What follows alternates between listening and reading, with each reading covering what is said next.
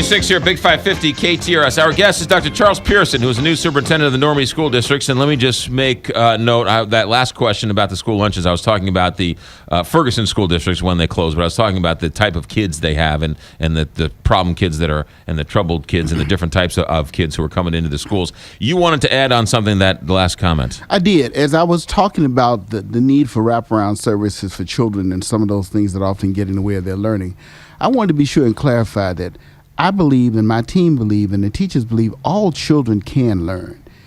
When we're talking about dealing with wraparound services, we're talking about those barriers that get in the way. They all have intellectual capacity, and I wanted to be sure without a doubt that was the final thing that I was able to say about that particular aspect of wraparound. So the legislature passed a new foundation formula. I guess things have settled somewhat down from the state point of view and the funding point of view. Normandy doesn't have to necessarily worry about having funds through the end of the year, or is funding still a major problem going forward? Well, we remain in a fragile state financially, but because of the budget from the previous year being a little better than projected, because we have been able to do some solid management of funds this year, we still end this year able to predict that we will be able to open our doors and remain open for the entire next year. But I want to add to that our board is really clear. To open your doors but not be improving academics, that's not enough. So we must be open and also improving student achievement. So it's not just the being open part. I know that the community doesn't want to hear that a school needs more money. And I know that that's sort of, you don't want to come on the radio and say, by the way, we're lacking funds. But in some ways, money doesn't guarantee success. It's almost like the Cardinal payroll. Just because you pay $200 million for ball players doesn't mean you're going to win the World Series. But if you don't have money at all, right? You need money to be successful, but you have to use it wisely. But the point is, at some point, the truth is, Normandy school districts need more resources because you've got more issues.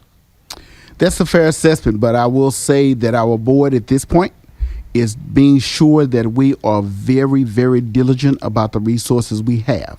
And so right now, that is the total focus of the board, to get really clear. Every position that I bring before them, that I have to bring with them. For example, we're going to be asking them to restore instructional coaches that were lost.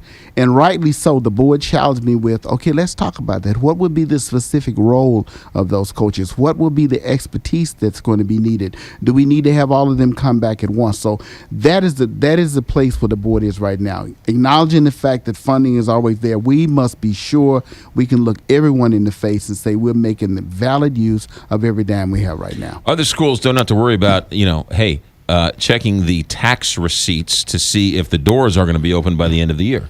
That is fair. Yeah, that is fair. So, there's a dark cloud hanging over your head every day to make sure. It's a different world you live in than, say, some of the other school districts. That's fair. Yeah. That's fair. Yeah. That's fair. That's not an excuse. That's just a fact. It's just a fact. It's what I have come to understand as context. Yeah. Where are we with the transfer rule? Are students still allowed to leave Normandy? Because the legislation has gone forward but not been signed by the governor, and because we have no idea what that's going to look like, our process is this. We had 639 students request to transfer, fill out the paperwork. We now know those numbers because each one of those requests has to be validated or approved with residency and other criteria. Those numbers are down to 544. So we can project the next year that $7.5 million is going to come out of our budget around the transfer program. But right now, that's the number we have to contend with next year. We have several districts who are voluntarily putting a cap in place but the other districts are charging us full tuition. But I'm in active conversation with many of those districts around how we can get some reciprocity. What are some services they offer? Is there professional development that our teachers can participate in? Are there some ways of us reconfiguring how we do staffing? So right now, what we're looking at is, if this is the context we have, what can we do within that context to still move forward? And then when the student transfers to a different school, you, Normandy, has to pay for the transportation costs. That is correct. And so part of that $7.5 million in the budget next year is both tuition and transportation for those children. Just out of curiosity, how much does it cost to transfer these transfer students out? Well, the figure, there's I want to say this right, 600,000, I believe, is the transfer part, and then the $7 million is for the 500,000 is for the transportation, and then the $7 million is for the tuition. 500,000 just to get the kids to the school they want to go to. Right. It's so tragic on so many levels. A couple more questions here, and this is a question about. And I want to ask it correctly. There is a thought, there is a philosophy, there is anecdotal evidence that within a community, and maybe it's predominantly African American, maybe it's the way they're grown up or whatever, but that there's a sense that getting an education is looked down upon, right? That, oh, wait a minute, you're too smart, you're getting it, you're trying to better yourself. Does that exist? It exists, but how do you go around changing that culture if that is out there? Because if that's the social structure, how do you break the bonds of poverty if somebody is ostracized for trying to better themselves? What you brought up is actually it is not a new phenomenon. It's actually very old, and it has gone in cycles, if I might add. But one of the things that we do know is that, and particularly children that are in poverty, are seeking ways for them to have power over their own lives. So if you can help a child understand that getting an education will give them power, give them choices, then it now becomes personally relevant for them. And how do you do that? You do that by instruction in class that really connects what they're learning in class to their own lives and showing them where they can be. You do that by getting in front of them examples.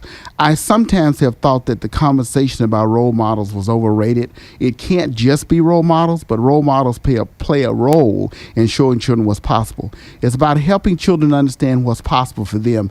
That's what turns it around. For many children, and forgive me if it sounds like theoretical, Dr. Ruby Payne did some work around generational poverty.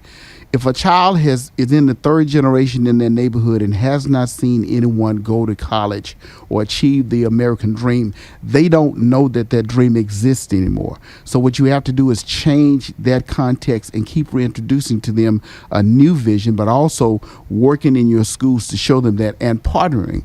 The beautiful thing about Normandy right now is there are a number of people just lining up saying, what can we do to come along and help? And many of those are professions who can provide us opportunities in the future for mentoring and shadowing, a partnership with the university next to us, at least UMSL.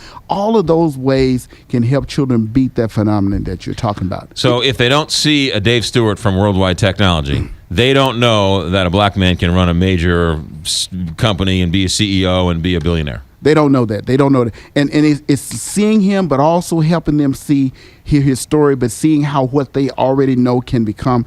The beauty of what we're going to be doing at the high school with Career Pathways is that this model means that children can be connected to what they have an interest in, and then they can start to learn within the context of that. If I'm interested in engineering, all of the elective courses are going to be around that in addition to my core math classes.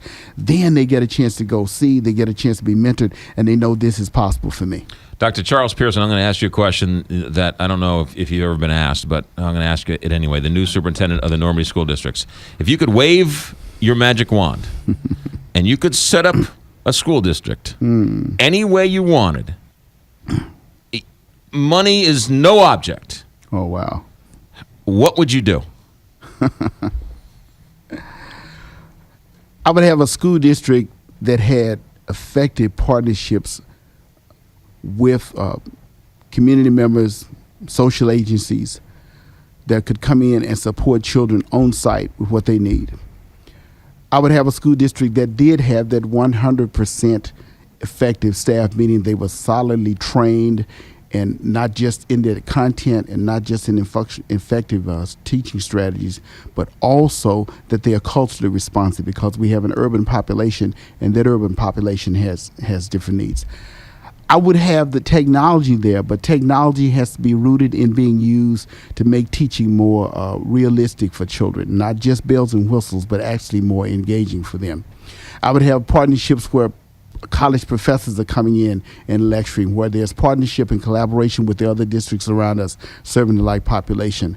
I would also have, and this is something that came out of our strategic planning in March, what about that idea of a school district that is directly connected to a university, that is directly connected to a corporation like an Express Scripts, where when children start at kindergarten, they can actually see this path that takes them to what could be possible for them in the future.